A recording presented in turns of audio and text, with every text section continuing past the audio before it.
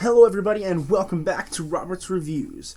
Today we are doing another movie that I had to watch for class. For those of you who don't know, I'm in a class called The Art of the Motion Picture, and they make me watch these movies.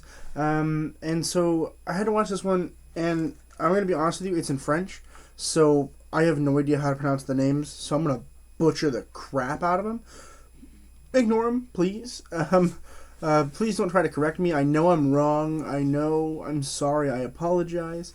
But today we're going to be reviewing, and I will pronounce this wrong, Amélie.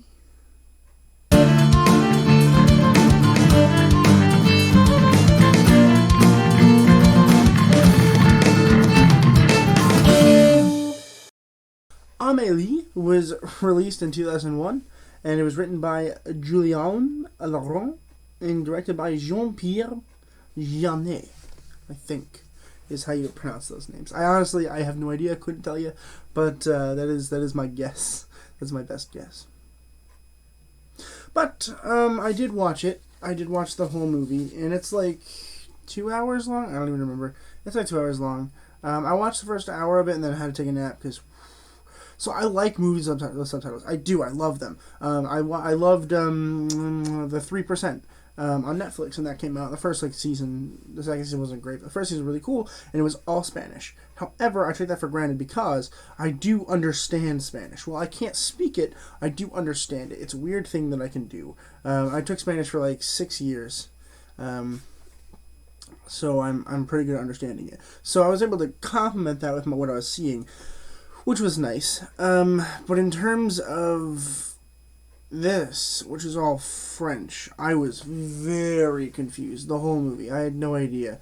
I had to watch every subtitle, which definitely took away some of the momentum, I think, from the movie. Because while it isn't a bad movie, it's slow. It's slow, and it can be very confusing to catch on to. There's a lot of interesting filmmaking tricks that they did that I honestly don't know if we needed, but it was interesting that they put them in there. I don't really know why they did, but they did, and I'm excited to talk about it. But for those of you who don't know what Amélie is, essentially it is a movie about a girl who discovers that she gets pleasure when helping people that she doesn't know, and if she wants to do it without them knowing about it, and then she finds out that she's attracted to this male, and so she's trying to make him happy without really falling in love, and of course she kind of does, which honestly, my description of the plot was way better than what the plot actually was. It was slow and it dragged a lot. It really wasn't particularly fantastic. What really shined in this movie, in my opinion, was the way they shot some certain elements of the film. So, there's this guy that collects these pictures. So, those photo booths where, you would go in, typically with your loved one, and, take pictures, and then they would come out and there'd be, little pictures on the card. So, it's about one guy who's trying to figure out who this guy is. So they rip him up, and he throws him on the ground all the time.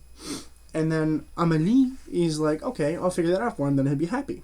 And she finds out it's a maintenance repair guy, which would make sense as to why it's there all the time. And the way that they filmed that was really cool. Really, really fun. I liked that they did that. The plot itself, again, it wasn't it was bad per se, but it wasn't good. It's not something I'm ever going to watch again, that's for sure. I have no interest in watching it again. But it is a movie that, you might like. I also don't really like romantic movies. I like romantic comedies. This felt way more romantic than comedy. And even the romance is kind of weird because, not everybody was aware of the romance. And I wasn't aware of it till, the last, half an hour. And I was like, oh, that's where this movie's going. It's a romance movie. In the beginning, I was like, I don't know what this is. It was so confusing. And, honestly, I'm not really happy that I had to watch it for class. I understand why I had to watch it for class, because we're doing mise en scène, which I'm not going to get into right now. If you want a video talking about mise en scène, let me know, and I can do that. I do know about mise en scène. I don't really care to talk about it in terms of this movie, but I can talk about it in terms of other movies that I liked way more than this. So if you're interested in that, drop a comment down below or leave a like, and maybe I'll do that.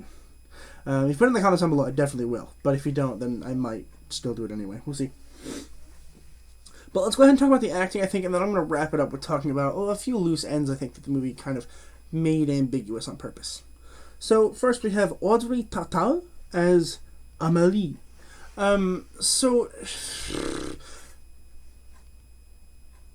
it's hard to explain my feelings because I think that the character was supposed to be like really good and really interesting, but she was weird, like scary weird. Like she just had this face at you the whole time. She was like, I was like, I don't know if I need that, you know? It felt really creepy in a movie that I don't think was supposed to be creepy, per se. It was a little over the top in terms of creep factor. And maybe that was the point, that, like, a weird person also kind of deserves love, which is fine, I guess, but, like, it was weird. I didn't really like it.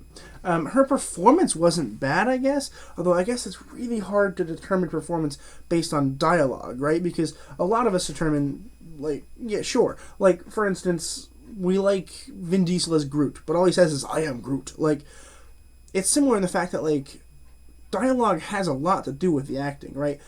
When we say things, there's a purpose to them. We act with it.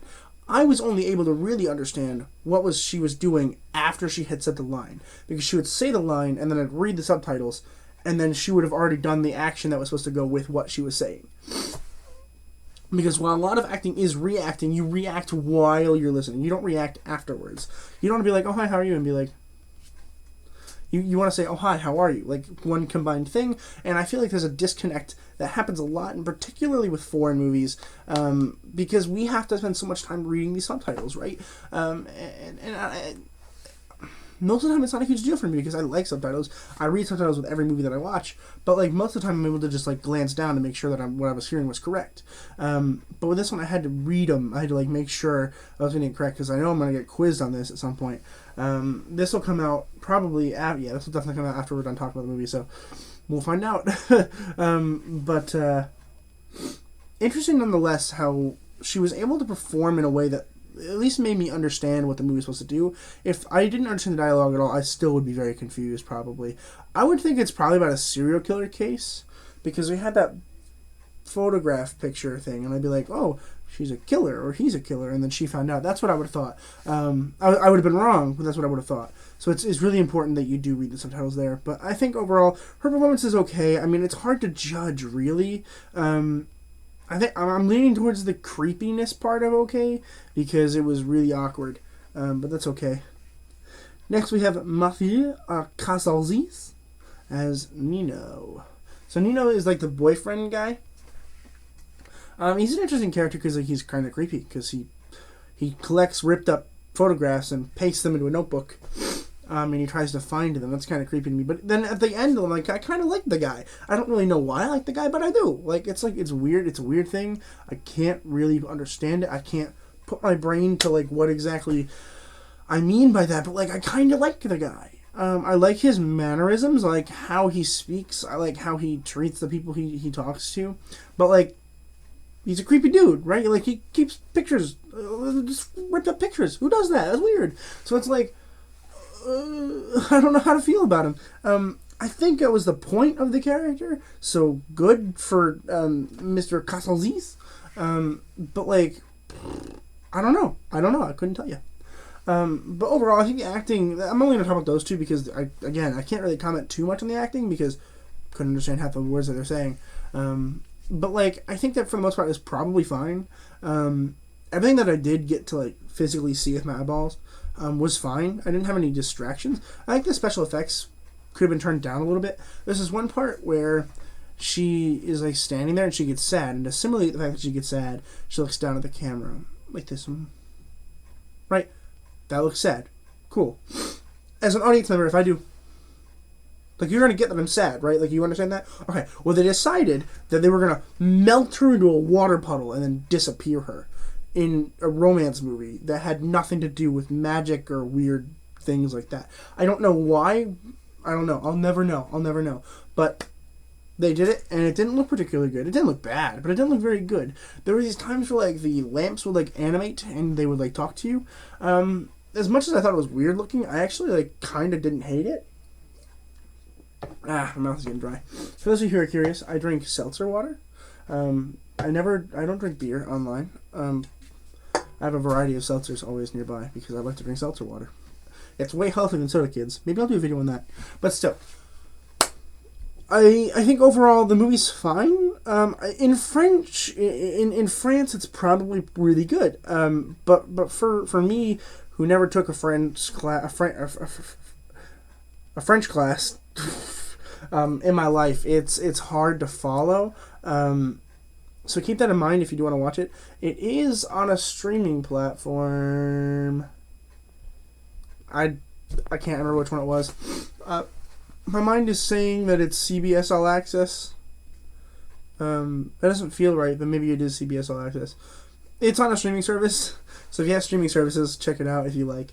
But do keep in mind that it is kind of a drag. It's slow, and it's hard to understand a lot of the points. But regardless, you guys are welcome to check it out. I'm going to go ahead and give it a B- for today. Not an awful way to end the week, I think. Definitely not the best way to end the week, but also not the worst nonetheless.